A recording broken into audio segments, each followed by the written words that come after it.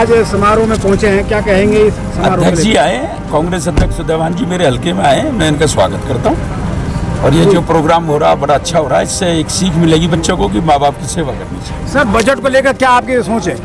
Budget जो आपके सामने है वो गरीबों के हित में नहीं है और उस बजट का कोई लाभ नहीं है गरीबों के साथ। उसके अंदर जो है सरकार तो ये कह रही है कि मिडिल क्लास के लिए बहुत फायदेमंद बजट है। ये पहली बार ऐसा बजट पेश हुआ है।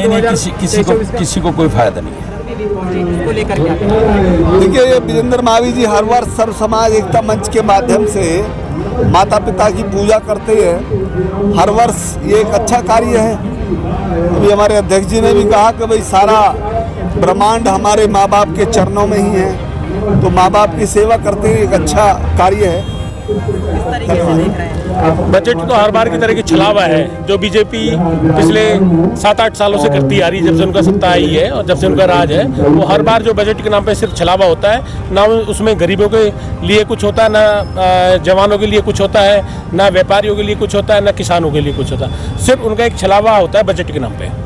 और आज हमारे सर्व समाज के राष्ट्रीय अध्यक्ष हैं हमारे विजेंद्र महावीर जी, वो हमारे कांग्रेस के नेता हैं, हमारे भाई भी हैं। और वो पिछले 15-16 सालों से मैं देखता आ रहा हूँ, वो एक सर्व समाज के नाम पर एक अच्छा संदेश देते हैं जिसमें वो अपने माता पिता को एक गुरुओं की तरह मानते हैं। और हम मानते हैं कि माता पिता से बड़ी कोई सेवा नहीं है। सबसे बड़ा धर्म अगर कोई सेवा है तो वो माँ बाप की सेवा है।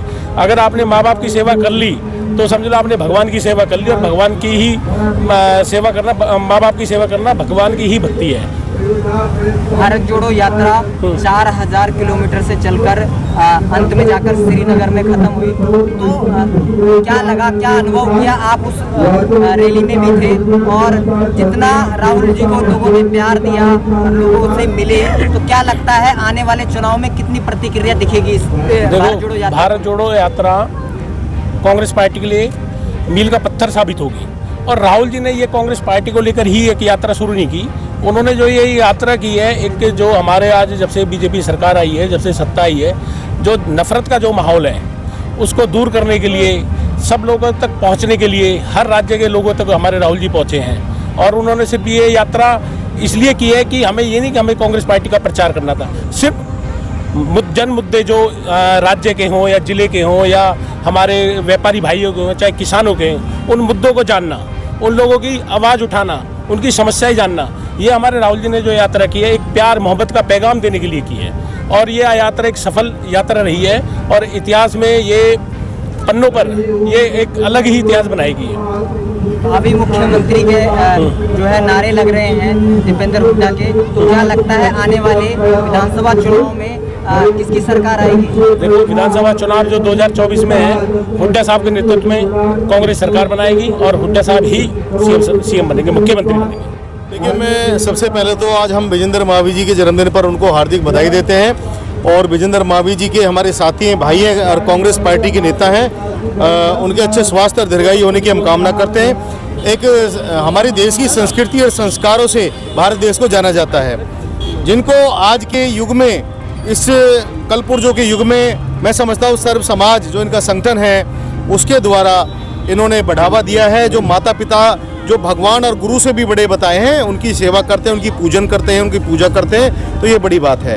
और उसके साथ में आपको जो देश के हालात बने हुए हैं उसके बारे में मैं आपको बताना चाहता हूँ। अभी बजट जो पेश किया है सरकार ने, भाजपा की मोदी सरकार ने जो बजट पेश किया, मोदी जी की भाजपा सरकार ने, तो मुझे एक शायर की पंक्ति याद आती है कि गुनाहगारों में शामिल हूँ, गुनाहों से नहीं मतलब, गुनाहगारों में शामिल हूँ, गुनाहों से नहीं मतलब, मेरा हमदर्द कातिल है, सताएगा जाने कब तक।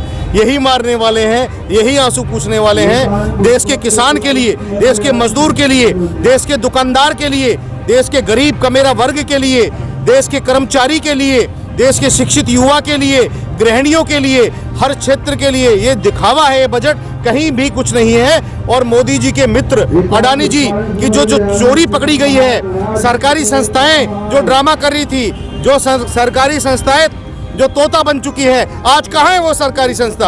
आज कहाँ है अडानी अंबानी जी के वो न्यूज़ चैनल? वो दिखाइए। आज देश आपके चैनलों के माध्यम से, सोशल मीडिया के माध्यम से कांग्रेस पार्टी की भारत जोड़ो यात्रा जो राहुल गांधी जी ने कांग्रेस पार्टी या राजनीति के लिए नहीं की, सत्ता के लिए नहीं की, उन्होंने यात्रा की देश में अमन, भाईचारा, सर्वधर्म समभाव, सर्वधर्म निरपेक्षता के लिए। और उन्होंने महंगाई और बेरोजगारी जैसे एक जो बहुत अभिन्न मुद्दे हैं जिससे हर वर्ग पीड़ित है, उन मुद्दों को लेकर उन्होंने भारत जोड़ो यात्रा की। आज हमारे साथ में साथी प्रवक्ता हैं बड़े भाई सुमित गौड़ जी, रिंकू चंदीला जी लोकसभा अध्यक्ष रहे पूर्व में, ये सभी लोग आज आए हैं यहाँ पर हमारे भाई विजेंद्र मावी जी के जन्मदिन पर। और मैं कहना चाहता हूं कि ऐसे कार्यक्रम समाज में संदेश देने के लिए एक विजेंद्र मावी नहीं, हम सभी लोगों को मिलकर करने चाहिए, जहां हमारी संस्कृति को बढ़ावा मिलता है, संस्कृति जीवित रहती है। आज सम्मान समारोह में आए हुए विजेंद्र मावी जी ने बुलाया, क्या कहना चाहिए? देखिए, सबसे पहले तो मैं बताना चाहता हूं कि आज हमारे विजेंद्र मावी जी जो हमारे कांग्रेस के बड़े जुझारू नेता हैं, उन्होंने हर वर्ष की भांति आज एक बार फिर यहाँ पर एक सामाजिक कार्यक्रम का आयोजन किया है। उनका जन्मदिवस भी मान लीजिए, और सबसे बड़ी बात कि वो इस प्रोग्राम की शुरुआत और वह समापन अपने माता पिता की पूजा के साथ करते हैं। जैसे आप देख रहे हैं मंच पे माता पिता जी उन्होंने बिठा रखे हैं और उनकी पूजा पर रही है, और विजेंद्र जी वहाँ बैठे हैं वहाँ पर पूरे परिवार सहित।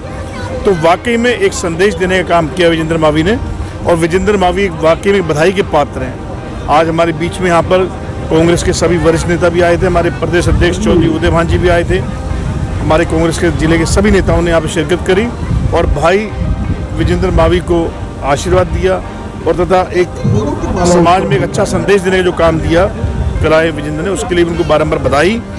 और साथ ही ये भी कहना चाहता हूँ मैं आपके माध्यम से, जो भी लोग मुझे सुन रहे हैं या जानते हैं, कल बजट आया है, क्योंकि मैं बोला हूँ तो बोले बिना मानूंगा नहीं, लेकिन बहरूपिया सरकार ने, इस बीजेपी सरकार ने, इस जब दमनकारी सरकार ने, झूठ बोलो सरकार ने एक बार फिर से एक दिशाहीन बजट पेश किया है, जिस बजट में कोई भी राहत नहीं है। इस बजट में गैस सिलेंडर कोई सस्ता नहीं हुआ, पेट्रोल डीजल कोई सस्ता नहीं हुआ, आम जनमानस को, किसान को, मजदूर को, गरीब को कोई भी राहत नहीं दी।